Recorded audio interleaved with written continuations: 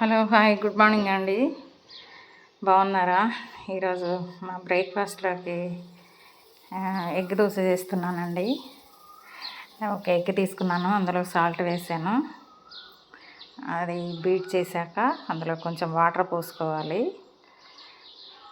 నేను రాత్రి బ్రేక్ఫాస్ట్ వేయడం మర్చిపోయాను, అందుకనే ఇన్స్టెంట్గా ఎగ్ దోశ వేస్తున్నాను. ఎవరైనా సరే టిఫిన్స్ వేయడానికి మర్చిపోయినప్పుడు ఇలాగ చేసుకోవచ్చు అప్పటికప్పుడు. అందులో ఇక వాటర్ పోసి కలిపాక అందులో 2 గంటలు గోధుమ పిండి వేసానండి. గోధుమ పిండి వేసి అది బాగా కలిసిపోయేలా కలుపుకోవాలి. ఉండలు లేకుండా చక్కగా మొత్తం మిక్స్ చేసుకోవాలి.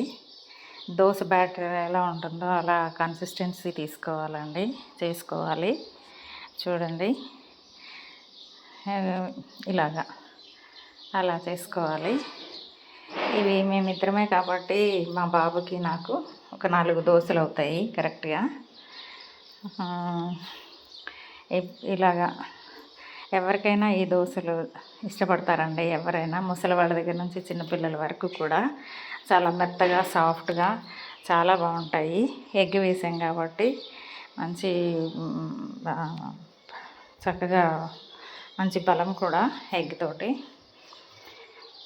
చూడండి, దోశ వేసాను. ఈ దోశలు ఎవరైనా ఇష్టపడతారండి. పిల్లలు బాగా ఇష్టపడతారు, చాలా సాఫ్ట్గా ఉంటాయని, టేస్టీగా ఉంటాయి.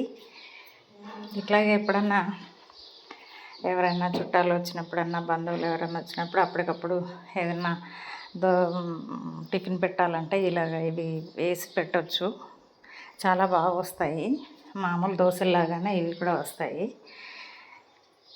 కొంచెం పైన ఆయిల్ స్ప్రే చేసుకోవాలండి. కొంచెం ఆయిల్ వేసేసుకొని దాన్ని చూడండి, మళ్ళీ దాన్ని చక్కగా వచ్చింది చూడండి, ఉల్టా వేసేసుకోవాలి. చక్కగా వచ్చాయి, దోశ చక్కగా వచ్చింది. ఈ దోశలోకి నేను కారపొడి, టమాటా పచ్చడి వేసుకున్నానండి. ఏ చట్నీ అయినా బాగానే ఉంటుంది. ఈ వీడియో మీకు నచ్చినట్లయితే లైక్ చేయండి, సబ్స్క్రైబ్ చేసుకోండి, నన్ను సపోర్ట్ చేయండి.